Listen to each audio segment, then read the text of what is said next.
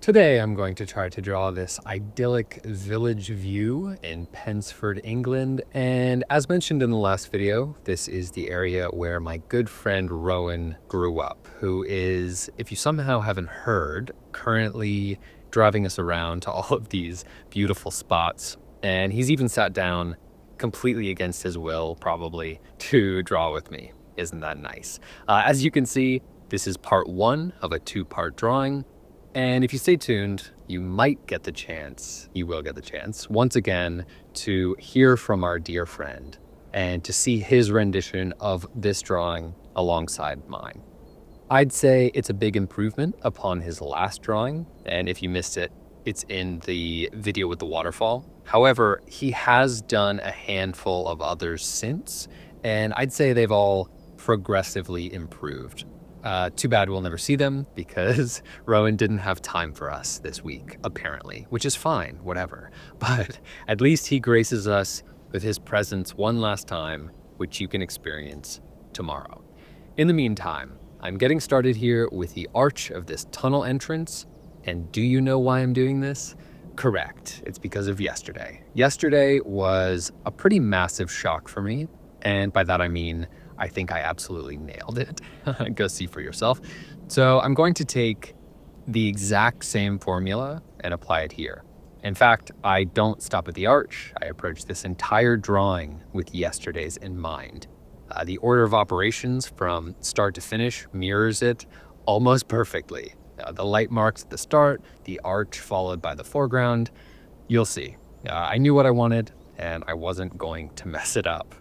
Anyway, while I bounce around this area for a bit, I'd like to talk about my hopes and my fears for this drawing.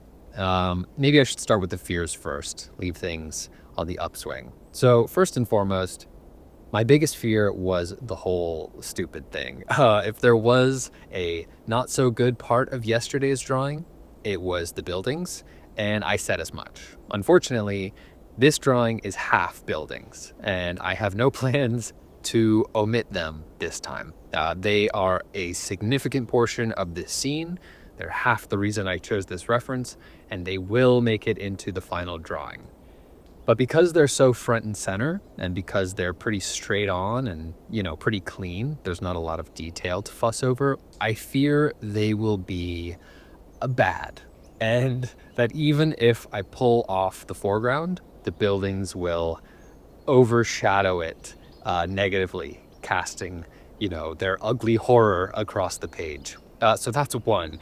Two, I feared, these things were the things going through my head in the moment, that whatever spell empowered me yesterday to draw that nice babbling brook and the little bridge in the distance has faded. And what if I picked up a curse in the interim? These are all valid fears, And three, although this one is less a fear and more a sigh of exhaustion in the face of an inevitability, what will I do with the windows? Thankfully, we don't have to worry about that today because that's tomorrow me's problem. This video will cut right before I even have to think about those. Was that on purpose? You betcha. On to the hopes. One, I hope this doesn't take too long. Guess what? It did. My hope did not materialize or do whatever hopes are supposed to do. This is two parts for a reason. I failed. Two, I hope all this foliage goes down nicely. Hope two achieved. I think I'm doing an okay job with this. It's still a serious mess, but whatever. It's a mess in real life too. So what do you want from me? I don't know how to deal with all that, and it'll probably be a long time before I really do. It's a lot. Hope three. The lady who is in charge of the gate to this church slash cemetery slash house, I don't know where I am. She better not tell us to leave. There's no one here but us, so I'm a little worried it's about closing time or something, and I'd really love to finish this drawing. And now that I think about it, that language sounds like fear talk.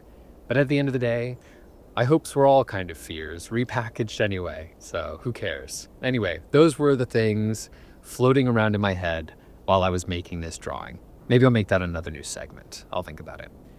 So things aren't looking terrible. I'd say we're off to a pretty good start. You'll notice those light marks that I mentioned, and I think they work particularly well for a scene like this with all of the foliage and building texture.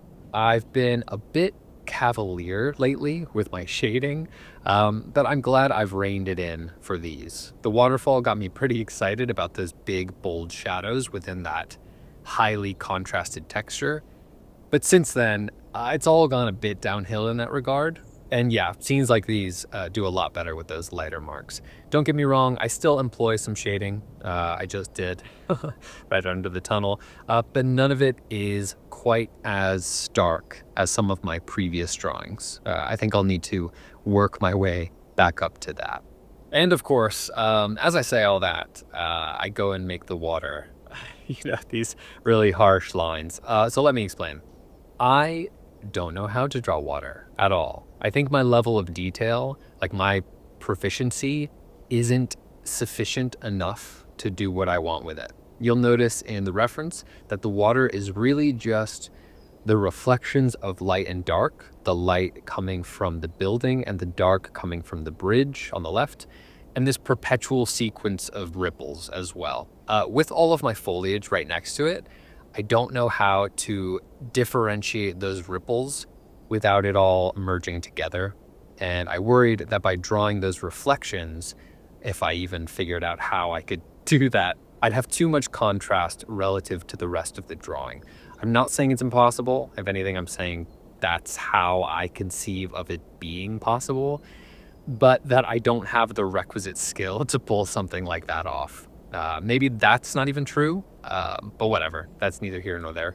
So instead of pulling out all my hair, which you can't prove I don't have, I figured out a way to imply the water. Imply is my favorite word, clearly, without merging a bunch of textures, creating too much harsh contrast, or spending the next eternity or two figuring out something better. While sitting here, I noticed through careful observation, which you know me, I love that stuff, that the water was pretty dark and relative to everything around it, pretty smooth. I figured I could go the route of yesterday and keep it really minimal and empty, which my gut was, yelling at me to do for the love of God.